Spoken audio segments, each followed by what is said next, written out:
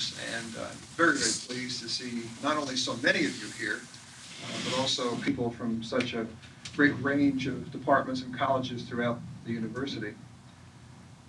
Like we do with many of these presentations in this series, this one is co-hosted by my office and another academic unit, and in this case it's the College of Communication, Information, and Media.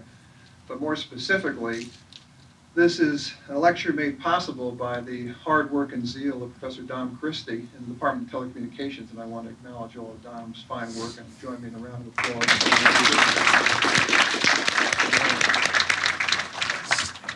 It's now my very great pleasure to introduce this morning's featured speaker, Joel Brinkley, reporter, editor, and Pulitzer Prize winning foreign correspondent. Mr. Brinkley is a native of Washington, D.C., and a 1975 graduate of the University of North Carolina at Chapel Hill.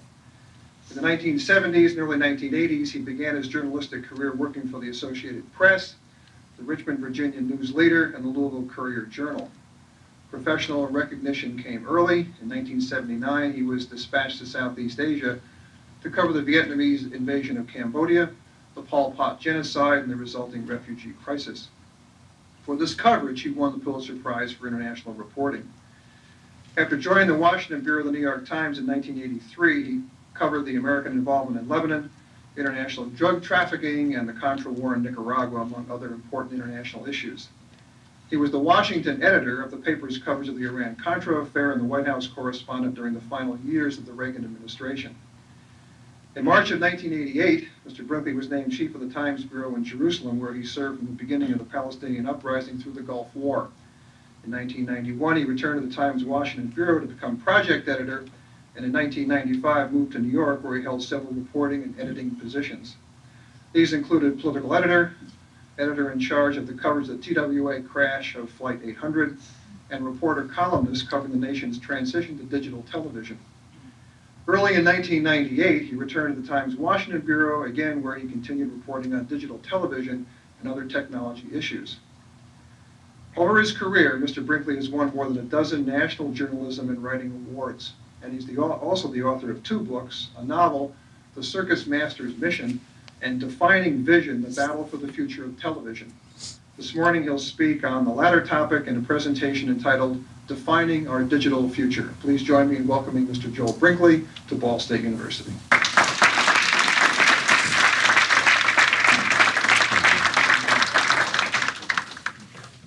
Good morning, and thank you. I'm delighted to be here. But judging from that introduction, you all are probably expecting me to be condescending and arrogant and patronizing and maybe even self-important, but usually I'm only able to offer about 2 out of 4. I'm sorry. I'm here this morning to talk about one of the most important but least understood communications revolutions to sweep this country in several generations, one that will in time affect every single person in this room, in this city, in this nation. It is the nation's transition to digital television. Now, all of this is pretty important stuff, and you might wonder what in my background offers me the experience to opine on great issues and weighty issues like these.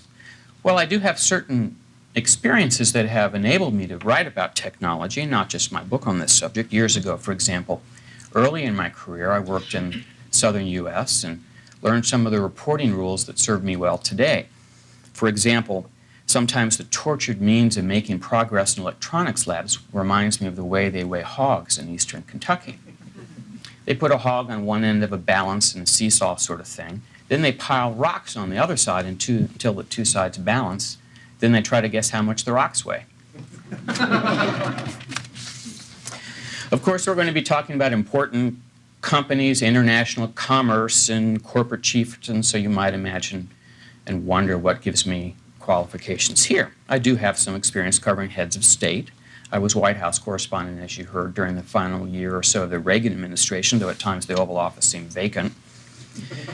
As Reagan's term ended, I was transferred to Israel, where right away I wrote a profile for the New York Times Magazine of the Prime Minister then, a fellow named Yitzhak Shamir. I spent a lot of time with the man and found him to be rather unappealing on a personal level, a humorless little fellow. Well, you can't say it just like that in the newspaper. But I think I made note of the fact that Mr. Shamir was not blessed with a great wit, soothing public manner, or that he was not particularly tall. Well, it happened that the Israeli press loved to pick up what we wrote in the Times, and sometimes there were translation errors. So, the next morning, the newspaper Hadashot wrote across 6 columns, "New York Times calls Shamir a stupid dwarf." That caused me just a little trouble, as you might imagine. Serving abroad, I missed most of the Bush administration. So did Bush, some might argue. But I was political editor during the last campaign, and I know Bob Dole quite well, and I wouldn't have missed that election campaign for anything. It was Dr. Kevorkian's first effort as a campaign manager. We'll see who he works for this time. Well, I think I'm straying from my subject. I guess I haven't gotten to my subject.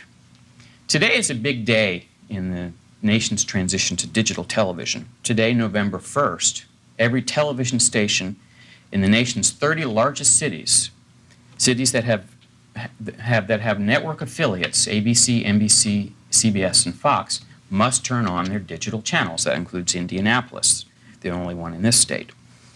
That is supposed to bring about 120 digital stations on the air. That's an important moment. But what is digital broadcasting? Before we examine this, let me step back for a minute and explain what we're talking about. Digital broadcasting is a new form of broadcasting that at its most basic level sends TV signals through the air in digital form, the ones and zeros of computer code.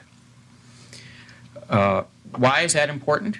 The beauty of digital signals is that they can be compressed the way analog today's signals cannot. That means that you can fit more things in the same space on the airwaves, and you can subdivide the signal and send more than just television pictures.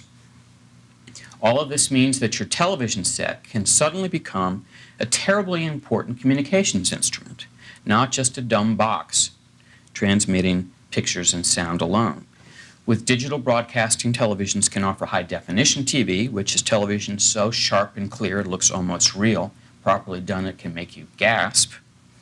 But with digital television, the industry can also begin to offer you all sorts of new, advanced, interactive services. They can send you web pages on your TV, advertising, stock quotes.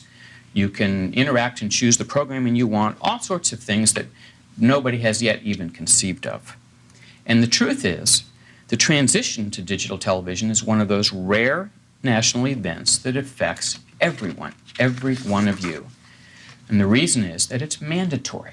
The government is forcing this. There's no choice, which means that this transition will affect more people than the current debate over managed care in Washington, more people than the federal budget under discussion right now, more people than next year's presidential election in a lot of ways, more people than Monica Lewinsky's cigar fetish or almost anything else we can think of.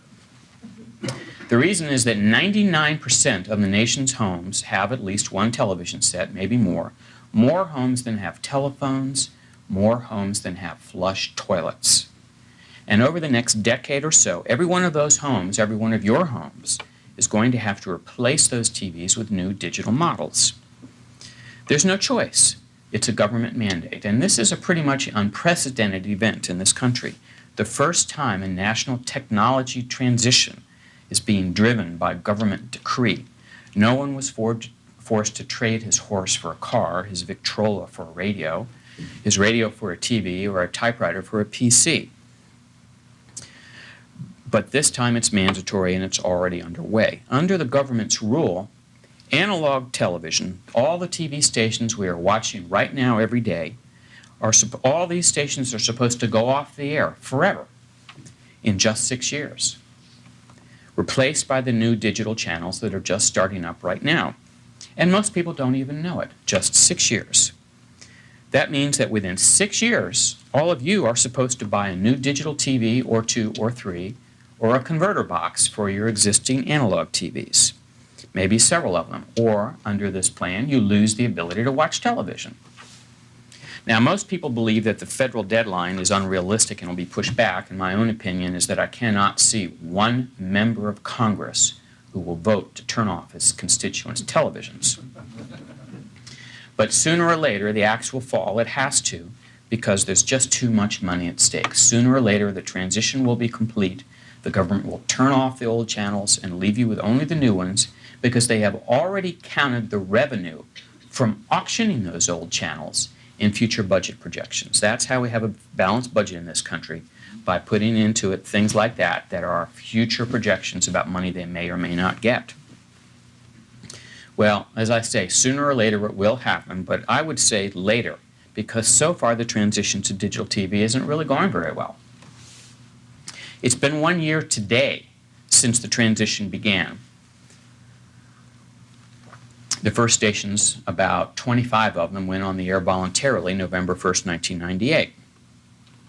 And already analysts and pundits are calling this a failure. I don't agree with that, but it is true that most people still don't know anything about this. That shouldn't really be surprising, and it's not just because the digital television sets on sale in most stores around the country cost at least $4,000. Here's what else is going on. It's true right now that more than 100 DTV stations are on the air today. In Washington, where I live, 7 stations are broadcasting right now, 6 of them full-time. Of course, more stations are on in Washington because the broadcasters want members of Congress to see that they're serious. But many of these other 120 stations that are supposed to go on today have announced to the FCC that they're likely to be delayed because they can't find a place to put the tower and the new antenna. The tower that holds their present antenna is full. They ran out all the space to cell phone providers and so forth. So there's no place to put the antenna. So lots of places around the country, they have to build a new TV tower. Now, in many cities, originally the TV tower sat right in the middle of the town, but new zoning rules require that a tower be on a piece of property big enough so it can fall over without hitting anything. And they can't find pieces of property that big. So that's one of the big delays that is causing some of these stations not to go on the air. But even the stations that are on the air aren't offering much that anybody really wants to see at this point. Most are offering little or no high-definition television, which the manufacturers of the TVs think is the one service that will draw people to buy these expensive sets, and no advanced services. The programs are, by and large, simply digital copies of the analog shows on the other channel. You could switch back and forth and not tell much difference after having spent $4,000 for this new TV set. CBS and ABC are broadcasting several hours of HDTV in prime time right now. They're doing it because the manufacturers of television sets paid them to do it, so somebody had a motivation to come buy the TVs. In fact, much of CBS's primetime schedule this year is high definition. But even when the networks do broadcast something in high definition, there's no way to know. There's nothing in the TV guide about it, no on-air promotion, nothing.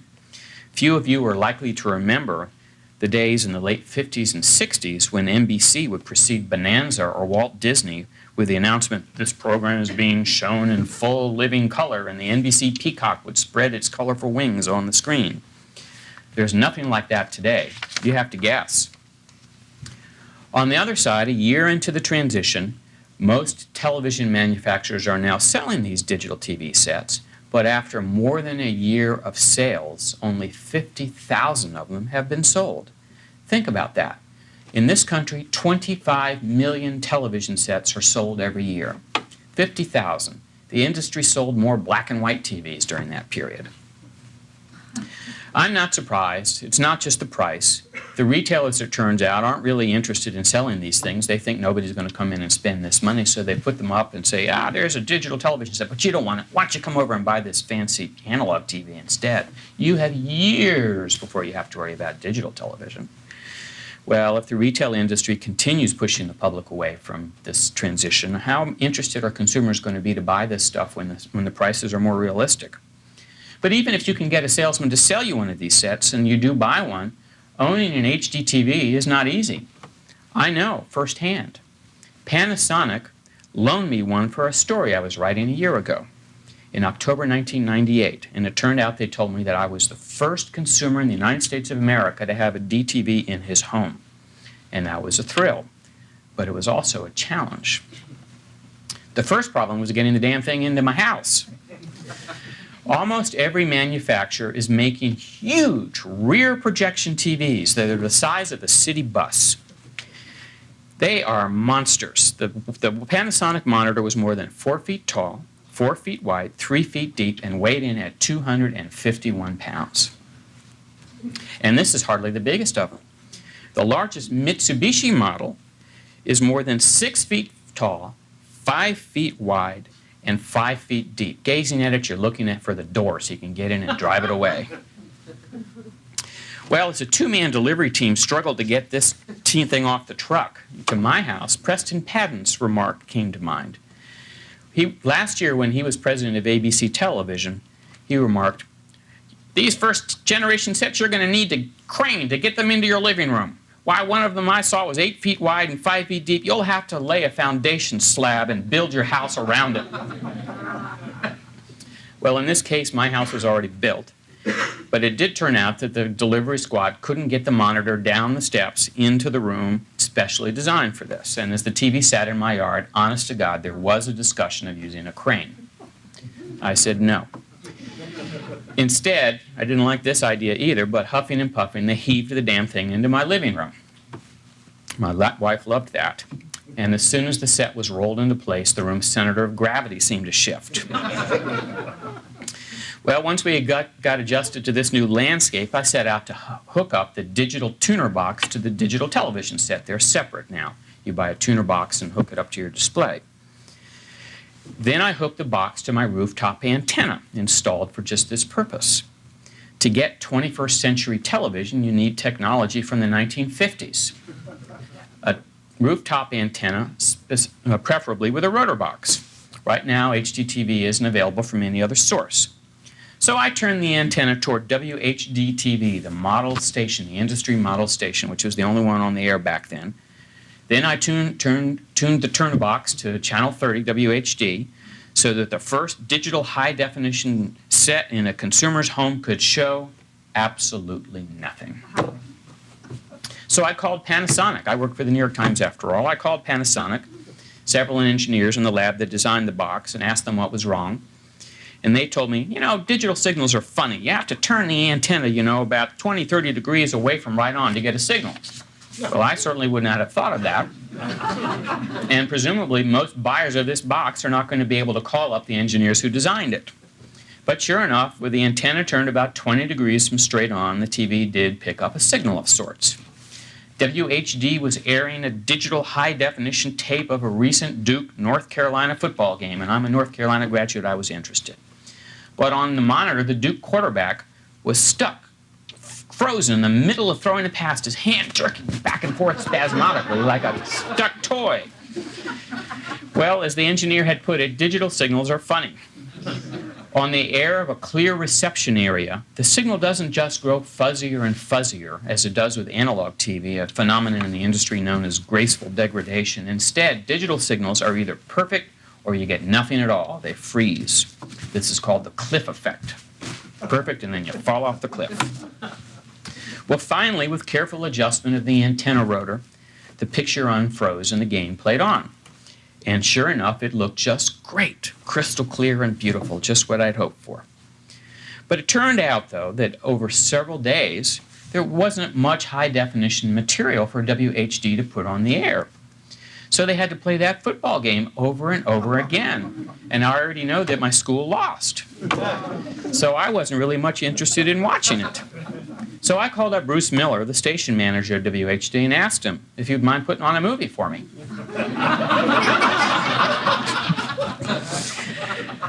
I was the only viewer. So I was hoping for something like video on demand from my TV station. And sure enough, he agreed.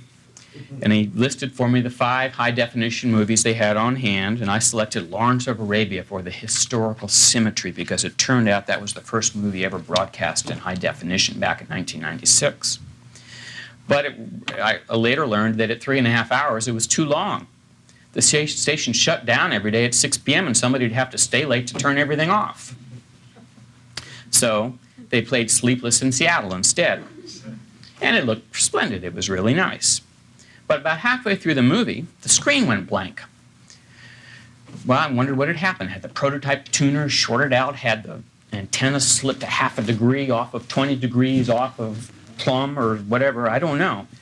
But as I later learned that midway through the movie, one of the station technicians had to change over to the second reel. Well, That was a year ago, before things really got serious, and things are serious today.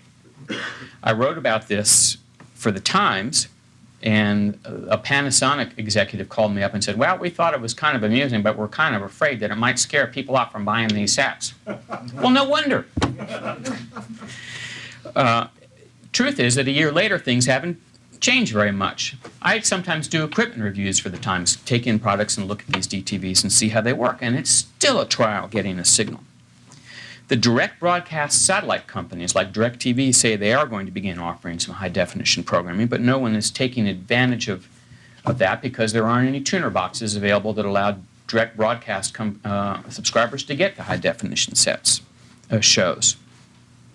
And no one anywhere is yet taking advantage of some of the other advanced services of digital television, the interactivity and educational services and variety of advanced things that are promised. Nobody's yet figured it out.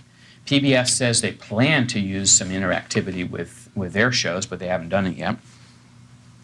Meanwhile, most cable systems refuse to carry any of the broadcasters' high definition or digital programming, and 70% of people get all their shows off of cable. So 70% of people can't get these shows anyway, even if they have a DTV. The cable companies complain that if they put on the digital programming, they'll have to knock off other shows. And of course, it's called the Washington Monument Strategy here in Washington. They say, we'll have to cut off C-SPAN. Or we'll have to cut off, the McNeil-Lehrer Report, or things that then congressmen care about. That's the Washington Monument Strategy, because whenever there's a budget negotiation, the White House or Congress says, if you cut that, we'll have to shut down the Washington Monument. Well, we'll see. The FCC is supposed to rule on this and probably will force the cable companies to carry some of it. A few months ago, HBO, with great fanfare, announced that they were going to broadcast a full channel of HDTV, maybe even 2 of them. But when they turned it on, no one was watching it. Nobody anywhere. Not one consumer. None of the nation's cable companies were carrying the signal except Time Warner, which at that time was the biggest of them. Time Warner owns HBO, so Time Warner reluctantly agreed to carry HBO's signal. Time Warner, in fact, raced to get the new digital equipment in place for the first HBO high-definition broadcast with the idea that they would send a technician to anybody's home in New York City, the city where they were broadcasting it first, so they could help get anybody set up to receive the programming. By Friday night, the eve of this great inaugural broadcast, they were sending out press releases and this and that. They managed to get all the equipment in place and turned on the transmitter, but not one consumer had called. Nobody had been told. Well, even if a cable subscriber calls HBO right now in a Time Warner area and says, I want to get HBO digital, you'll find another disquieting reality. There is no way to connect a digital cable box to a high-definition television set.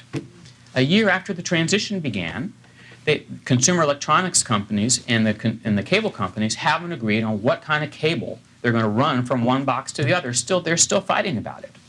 A year ago, in the fall of 1998, the chairman of the FCC was so concerned about this that he ordered them to come to an agreement by November 1st, 1998. And sure enough, on October 30th, they had a grand pronouncement. We've agreed.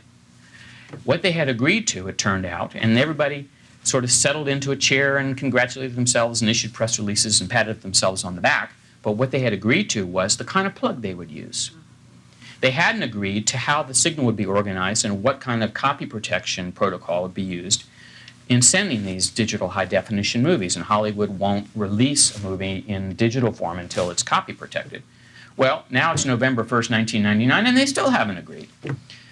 We haven't heard much from Chairman Kennard on this recently. Well, all of this may sound pretty discouraging, and it is. But remember, we're only 1 year into this transition. I was an infant then, but I have since learned that the transition to color TV was not much smoother. CBS originally had the first color system that was approved by the FCC. It used a color wheel inside your TV set, red, green, and blue, like you see in front of some Christmas trees. The color wheel would turn around real fast, and a beam of light would go through it, and so forth. And if you think about some of these big screen TVs now, you have to have a color wheel that's twice as wide as the screen to take up this whole room. Well, the FCC quickly got overtaken by RCA and Sarnoff, which created another competing system, and they overruled their decision and enacted the RCA system in 1953, and that's the one we still have today. But in 1953, the first color television set cost $1,000. It was 19 inches wide. That's $6,500 today. And at that point in that transition, and for nearly a decade after, only RCA sold color television sets, and only NBC and RCA Network broadcast color shows. And 10 years after the transition began, they still had not sold 1 million color TVs. Well, our situation today is far different. All the manufacturers are making these sets, and all the networks are broadcasting digital programming under government rule. And think about where we were at this point in another transition, big one that some of you might remember. After the first personal computer was introduced in 1981.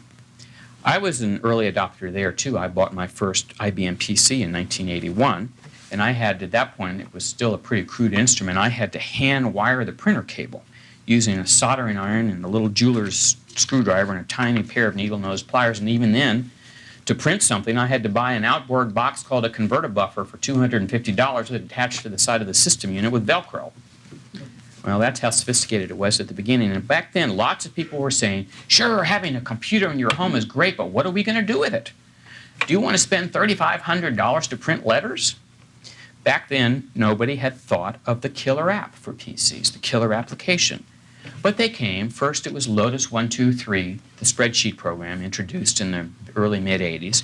Everybody loved that. Then came check balancing programs, and sooner or later, email and the internet and everything we know on PCs today. And at this point now, almost half of American homes have a personal computer.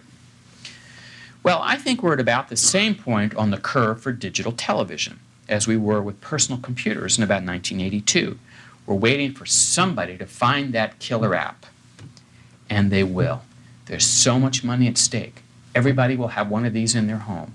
And whoever finds the application that digital television makes possible and consumers will want will be rich beyond their wildest dreams and will be copied endlessly if they don't have a proper patent.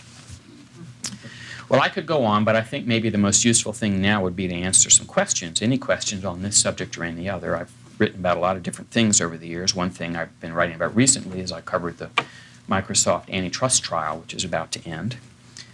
And I would accept questions on any subject, embarrassing or straight. But before we get to that, I want to tell one last story.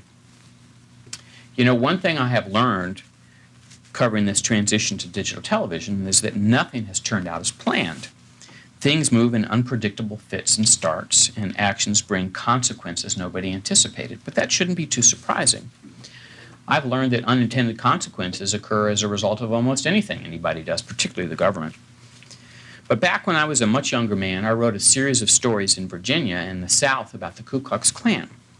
I traveled around the country, the South mostly, and talked to Klan leaders and went to cross-burning rallies and met a whole host of lunatics. And when I was around these people, most of the time I was simply terrified. But near the end of my research, I went to the big national Klan rally at Stone Mountain, Georgia, just outside Atlanta, complete with burning crosses and bigots wearing hoods and capes. And as I drove onto the rally field, I was more than a bit nervous. As I wandered around, I noticed that these robed figures seemed to be staring at me with my little reporter's pad, and I could imagine the sneers and muttered curses behind their masks. Then I came upon the recruiting table where prospective Klansmen were supposed to sign up. Most of the robed figures didn't seem much interested because if you signed up, you had to pay the dues. Well, I walked right up to the table and tried to look at the names on the list to see where these people were from and how many there were. You know, that's what reporters do.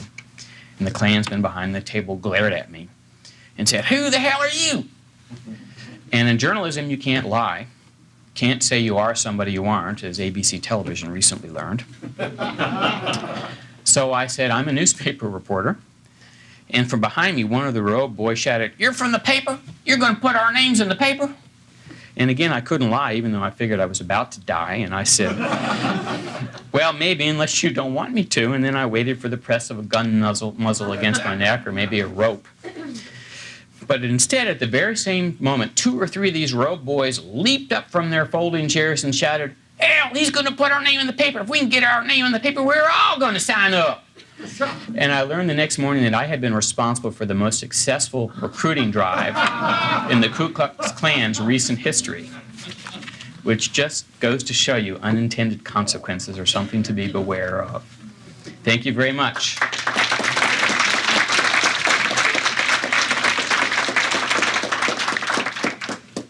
As Joel said, he's got lots of time for questions, and we purposely set it up that way. So, David, you want to begin? Yes, will enable high-definition stations to become internet service providers? The question is whether the transition will now enable digital stations to become internet service providers. In theory, the answer is yes. They can send anything they want over that space. And in fact, the chairman of the FCC a couple of weeks ago urged them to do just that. But the reaction from most broadcasters is, we don't want to do that. We're not as one of them said, I'm not the phone company. They want to sell programming and entertainment, and they don't see the internet as entertainment. They see it as competition. Now, I suspect before long, some views may change on that. You mentioned in the history of technology the comparison with the transition to color television. And at that time, there was compatibility. If you had a black and white set, you could still receive the color signals, obviously in black and white. What has happened with that compatibility theory when digital was introduced? Question is, why are not digital sets compatible with today's sets the way color TV sets were compatible with black and white broadcasts and vice versa?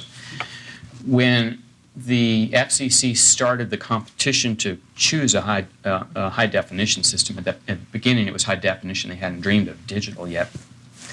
Several of the proponents, the contestants, said they wanted to do a compatible system. One of them was the Sarnoff Labs, which was the RCA Labs that had made its name creating the color system. But then over time, the FCC and the various companies involved with this realized that if they carried the system from the 40s, it was designed in the 40s, to carry the system from the 40s into the 80s and 90s, they would really hobble their effort. And finally, when a company out of the blue invented something that everybody thought was impossible, and that is digital television, which everyone believed was the impossible dream, they abandoned all thought of compatibility because digital made it impossible, and digital was such a desirable goal that they realized that a transition of the sort we're talking about was worth it. Mark? If memory strikes me right, a few years ago, Congress had taken the initiative or advice and money from American manufacturers to take the lead in the production of HDTV sets. Did that happen? And did it pay off? I assume everybody heard that because he was in the back. Back in the late 80s and early 90s, actually it was around 91, the National Association of Broadcasters, the lobbying group for broadcasting companies, to serve a particular lobbying aim they had, brought in a demonstration of high-definition television from Japan. Japan was the only nation that had it back then. And they played it on Capitol Hill, and a bunch of members of Congress came in. Well, it started a national frenzy. Suddenly everybody realized that the nation was behind on this terribly important piece of technology after we'd already lost the VCR and lost this and lost that to Japan. And so that started all kinds of congressional hearings and debates about paying American manufacturers and, to build high-definition television sets to try to help them catch up. Well, that was a congressional frenzy. And George Bush was president when it reached its peak, and George Bush decided it was a really bad idea, and it probably was, and he killed it. Instead, the FCC started what turned out to be a better idea, and that's the HDTV race, which set up over several years a competition among anybody who wanted to enter to create the best high-definition television set, and the government would choose the winner. And the winner, which ended up being all the contestants combined into one at the end, is the system that we have today. On that, now after this Grand Alliance has produced this system, a group of broadcasters is saying this is not the best. There's this European system that works better. How do you think that'll play? Part of the standard that the government has approved includes something called the transmission standard, and that is the subset of it that it organizes the signal in a way for sending it out over the airways. And there was a competition for that, and there was a competition between the Zenith Corporation and the General Instrument Corporation, and Zenith won, and their system is now incorporated. Well, it turns out that the Zenith system doesn't work very well right now. The problems I was talking about, turning the antenna 20 degrees off of center, is because the Zenith system doesn't work very well. Well, there's a company in Baltimore called Sinclair Broadcast, they own more TV stations than anybody else, that ran some informal tests showing that another transmission system in use in Europe works better, at least under the circumstances they demonstrated it. And they have petitioned the FCC to alter the standard to use this European system instead of the Zenith system. Well, it's caused a huge stink.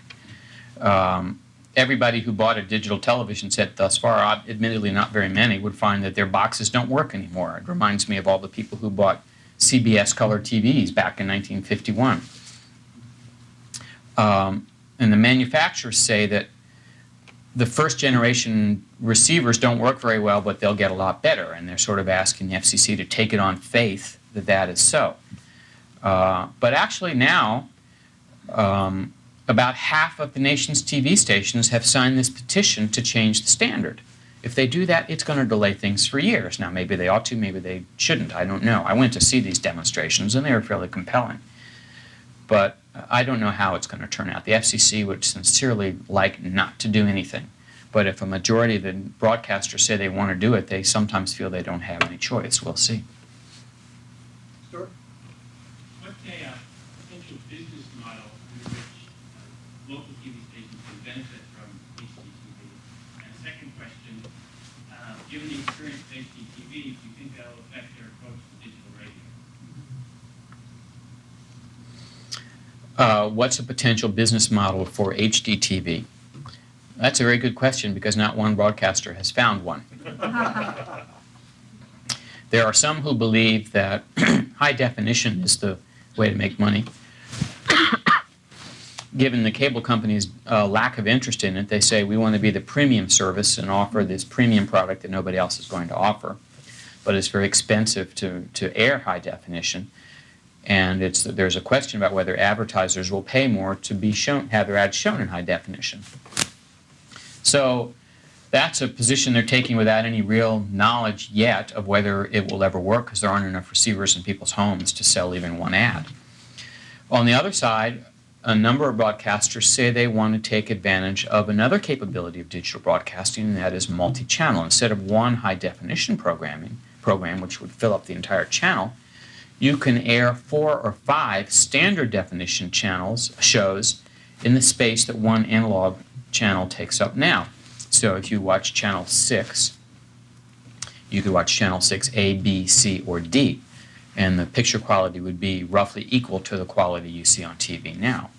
And they say, well, we can compete with cable companies this way. Well, think about that for a minute, though.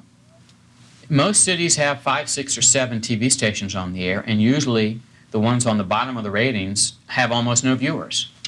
The TV networks and local stations can't fill up the TV station, the channels they have right now, with enough programming to attract viewers to watch it, or enough advertising to support everything they do.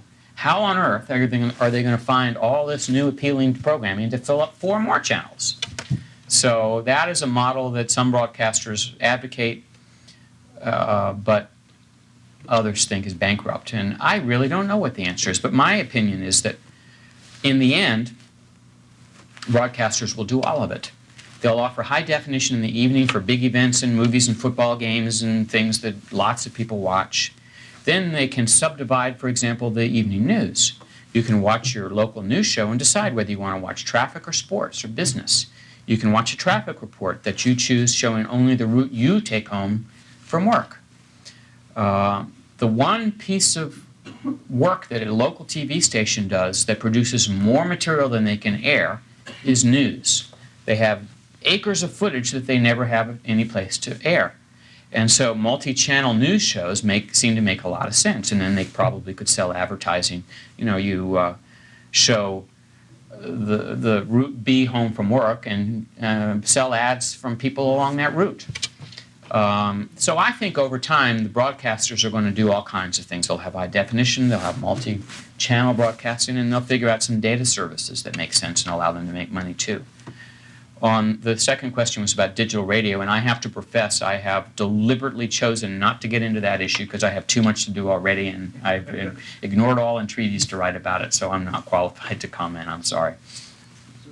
In terms of the killer applications, where are you looking to look? Where are the creative hotbeds for this, either in the United States or around the world, do you think? Who's going to create these killer applications? Everybody thinks their industry is going to do it. The computer industry very much wants to get into digital television by one means or another. They think all of you want to watch movies on your PC monitor. Best of luck. But I think they will come up with some applications that will make a lot of sense for a lot of people.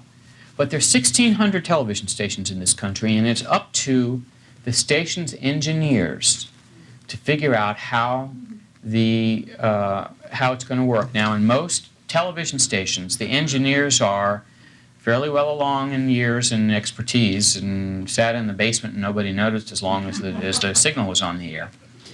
But a lot of them are getting close to retiring, and they're going to be replaced hopefully by young hotshots, and somewhere somebody's going to have some great idea. I think it's going to be the way that it worked when I was based in Israel, and the kibbutz movement was having troubles. Modern Israel didn't really like these collective farms anymore. There wasn't any economic sense to it, and they were all farmers, but not very efficient, and they were all doing the crops they'd all known how to do. Well, they were all in trouble, sort of like the engineering departments and TV stations, until one kibbutz bred a seedless watermelon, something the nation of Israel had never had. And people were driving all across the country to get these seedless watermelons. And sure enough, before you knew it, by the next crop year, every kibbutz in the country was growing seedless watermelons. Well, whatever the first engineer somewhere among these 1,600 stations finds that makes money, I can guarantee you you'll have it here, I'll have it in Washington, and everybody in the nation will have it within 6 months. Are the digital TV signals recordable by present-day VCRs? And will the signal appear superior if viewed from a VC cassette? Are digital signals recordable with today's VCRs, and will they look superior? The answer is no. All the VCRs all of us have in our homes today can record only analog programming. You will be able, with a converter box, to down-convert the signal and record it on your analog VCR, but in the end you'll have something that looks no better than what you record now. However, already on the market is a digital VCR, high-definition VCR. Panasonic is a company that has the first one on the market, and it uses regular or high-end VHS tape. And it will record a high-definition signal. I've used one, and play it back, and it looks just as good as it did on the air. Right now, the first one sells for $1,000, which is pretty expensive for a VCR right now, but that's the first one, and anybody who spent $4,000, $5,000 for a digital television set probably won't blink at $1,000 for a VCR. But there are a lot of different technologies competing for this. I think you're going to find recordable high-definition DVDs within a couple of years, and I think that's the one that's going to win. But the technology hasn't yet caught up to make that possible, but it will. Boyd? I don't think we ought to update the ABC Footliner case because the courts threw out the earlier judgment, so they can still fail if they want to. The question is, shouldn't we update the ABC Food Line case? Well, the one where ABC reporters misrepresented themselves as they were looking in on Food Line for an investigative piece. And remind me, I believe that the latest ruling overturns any penalty for ABC. I haven't followed this as closely as I should. I suspect, though, that the attention that this got, even though ABC may not be penalized in the end, got everybody's attention in the news media, particularly broadcasters. I know I have friends working for networks where they are very careful about doing anything undercover anymore, misrepresenting themselves or not. So even though the case eventually went against Food Line, I think the warning is out there and people have paid attention. back to digital again. As you know, public broadcasting has to convert to digital, and they're hoping to get Congress to pass a big sum of money to assist them. The question would be, what do you think the probability of Congress helping out public broadcasting in its conversion to digital? And the second part of that question is, public broadcasting is claiming that they can farm out some of the additional channels that they get in each community for revenue-producing purposes. Is that possible? How will public broadcasting get the money from the government to pay for their transition to digital television, and will they be able to sell some of their digital spectrum, some of their free channels to other services? They will certainly get some money, and I've written about this, and I don't remember the numbers right now, but as with anything, they probably jacked up the estimate by about 20 or 30%, figuring that they'd get cut by 20 or 30%, and that's what they'll get. That's being debated, and it's being fairly seriously debated. They will get some money. Whether they'll be able to use their spectrum, some of their digital channels for other services, I think is much more questionable.